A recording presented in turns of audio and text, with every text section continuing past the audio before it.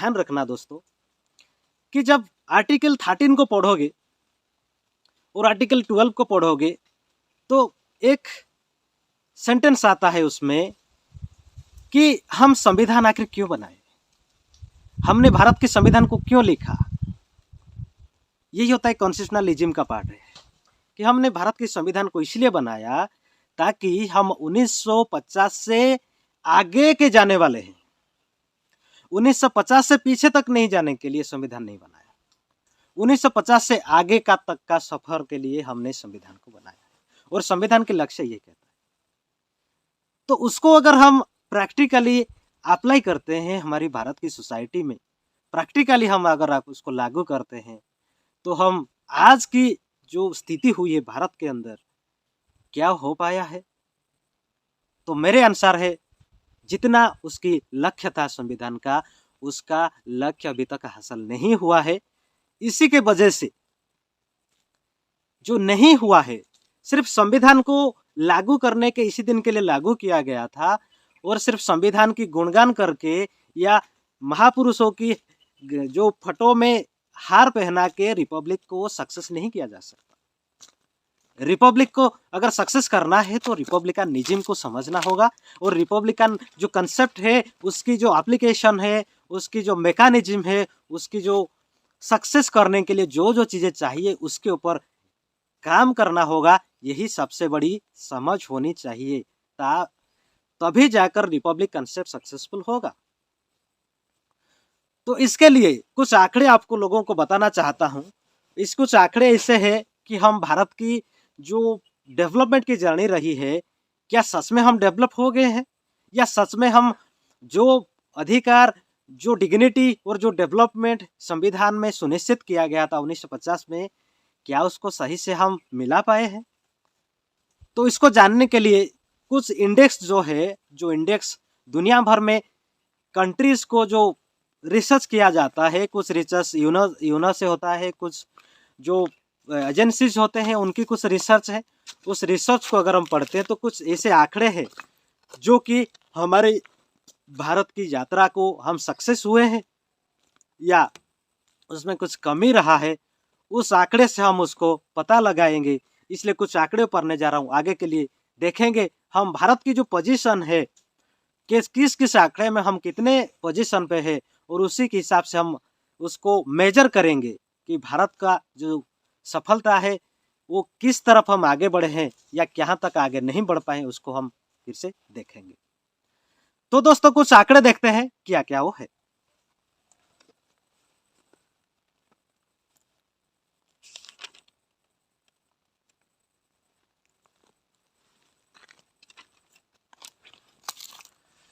देखो तो दोस्तों एक इंडेक्स है, ग्लोबल इनोवेटिव इंडेक्स है। ग्लोबल इनोवेटिव इंडेक्स में हम 40वें स्थान पर है। भारत की जो स्थिति है वो 40वें स्थान पर है। 2022 का आंकड़ा है। जो इनोवेशन इंडेक्स, इनोवेशन यानी कि जो हम नए नए चीज़ करना, नए नए रिसर्च करना, नए नए खोज करना, उसी की जो इंडेक्स में हम 40वें स्थान पर है। और जो ह्यूमन डेवलपमेंट इंडेक्स होता है, सबसे ज़्यादातर जो असरदार इंडेक्स माना जाता है किसी भी कंट्री का, तो वो होता है ह्यूमन डेवलपमेंट इंडेक्स, जो कि सुरक्षा के हिसाब से और उसकी प्रिंसिपल्स के हिसाब से अगर देखा जाए वो यूएनडीपी से है, जो कि संयुक्त राष्ट्र का जो उन्नयन प्रोग्राम होता है, यूनाइटेड नेशंस डेवलपमेंट प्रोग्राम, उसी के तहत उस रिसर्च किया जाता है और उसी रिसर्च को पब्लिश किया जाता है। तो 2022 का अगर आंकड़ा देखें तो हम एचडीआई में लगभग 132वां प्लेस पर है। 132 पोजीशन है हमारा दुनिया में। उसमें बहुत कंट्री है वो बहुत पीछे हैं। 132 हमारे जो पोजीशन है 132वें स्थान पर है।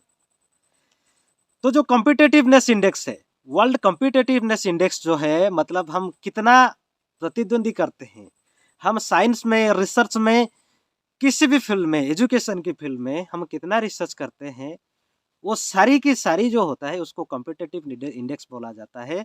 उसमें हमारी जो रैंक है वो 40-50 देशों में 37th रैंक है हमारी भारत की। और आते हैं फिर जेंडर इनइक्वालिटी इंडेक्स को, जेंडर इक्वालिटी इंडेक्स को बोला जाता है, जिसको जेंडर ग्लोबल जेंडर गैप जो है उसको बोला जाता है।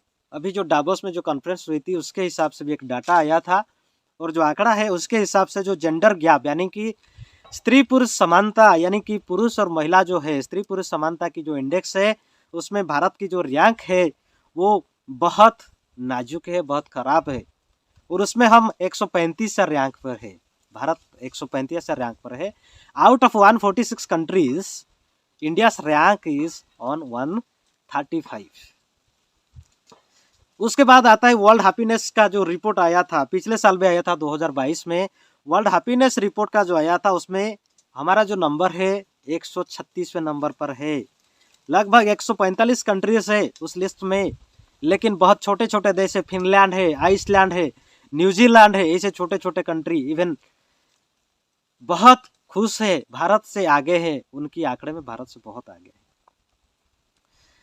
जो ग्लोबल हंगर इंडेक्स है, मतलब हम भुखमरी की जो इंडेक्स निकलता है, भुखमरी में मतलब हम खाना कैसे खाना खा पाते हैं, हमको कैसे खाना मिलता है, उसका जो इंडेक्स आया है 2022 का, उसमें हम 121 कंट्री के बीच में हमारा जो पोजीशन है वो है 107वें नंबर पर है। उसके बाद और एक इंडेक्स देखते हैं, ग्लोबल पीस इंडेक्स, मतलब शांति की इंडेक्स में हम कितना रैंक पे है, 135वें रैंक पे है, जिसमें लगभग 163 कंट्रीज है।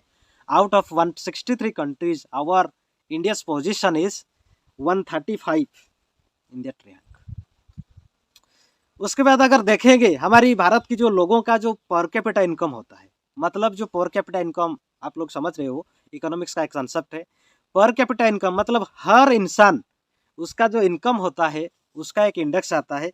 वो पर कैपिटा इंडेक्स के हिसाब से हमारे जो ह्यूमन कैपिटल का इंडेक्स है, हमारी जो पोजीशन है भारत का 128वां स्थान पर है, मतलब 128 प्लेस हमारा है। उसके बाद आगे का बताता हूँ आपको कि जो ह्यूमन कैपिटल इंडेक्स आया था, ह्यूमन कैपिटल मतलब जो ह्यूमन रिसोर्सेस हमारे पास है, अभी हम दुनिया में नंबर 1 कंट्री बनने जा रहे पॉपुलेशन के मामले में, चाइना को क्रॉस करके। अभी का अगर डाटा आप देखोगे आप, तो हम चाइना को क्रॉस करके ऑलरेडी पॉपुलस कंट्री का हमारे पास जो ह्यूमन रिसोर्सेज सबसे ज़्यादा है, लगभग 141 करोड़ से प्लस होती है ज़्यादा। तो उसकी जो कैपिटल बनाने के लिए, मतलब ह्यूमन को कैपिटल बनाने के लिए जो इंडेक्स है, उसमें जो हमारा पोजीशन है वो लगभग 115 का है, 115 नंबर पर है। मतलब हमारे पास तो ह्यूमन रिसोर्सेस है, लेकिन वो रिसोर्स को हम कैपिटल में कन्वर्ट नहीं कर पा रहे हैं। तो दोस्तों और एक है वर्ल्ड इनइक्वालिटी रिपोर्ट 2022 का एक आया था। इनइक्वालिटी रिपोर्ट मतलब असमानता की जो रिपोर्ट है, उसकी जो तथ्य है उसमें हमारा रैंक क्या है, हम 123वें स्थान पर है। भारत का रैंक 123वें स्थान पर है। इंडिया जो है, अगर ये जो आंकड़े हम बता रहे हैं उसके हिसाब से अगर जीडीपी का आंकड़ा देखें तो हम बहुत आगे हैं। ये एक अच्छी संकेत है भारत के लिए कि जीडीपी का जो अगर हिसाब से हम निकालेंगे तो हम दुनिया में 5वें स्थान पर है, यानी कि we are the 5th richest country in the world. हम दुनिया में 5वां सबसे अमीर राष्ट्र है, लेकिन हम भारत के लोग गरीब हैं। India is a rich country with poor people, मतलब भारत एक अमीर राष्ट्र है लेकिन लोगों को गरीब में रखा गया। क्यों रखा गया हम जानेंगे इस अध्याय में। फिर से देख लेते हैं, जो कुछ आंकड़ा है उसको अच्छे से देख लेते हैं, उसके बाद हम क्यों इसी कंडीशन में हम आके खड़े हुए और हमारी भारत की जो समस्या क्या क्या चीज़ें हैं, क्या क्या समस्याएं हुई है और इसको कैसे सुधार कर सकते हैं, उसको हम आगे देखेंगे। तो दोस्तों और कुछ पर कैपिटा इनकम जो है, पर कैपिटा इनकम इंडेक्स में हम 142वें स्थान पर है। परचेजिंग पावर पैरिटी जो है, मतलब हमारी जो क्रय शक्ति है, उस पे रैंक में हम 125वें रैंक पर है दुनिया में। और उसके साथ साथ जीडीपी का अगर देखें तो ये था हमारी सारी की सारी जो भारत का पोजीशन है दुनिया भर में। तो काफ़ी सफलता तो मिली ही भारत को, लेकिन भारत के लोगों को जो सफलता मिलनी चाहिए, भारत को इंसानों जो कि नागरिक है, राष्ट्र के सबसे जो पहले आते हैं कंसेप्ट जो नागरिक है, उनकी पोजीशन सही नहीं है, उनकी पोजीशन सटीक नहीं है। आज भी हम बहुत पीछे हैं।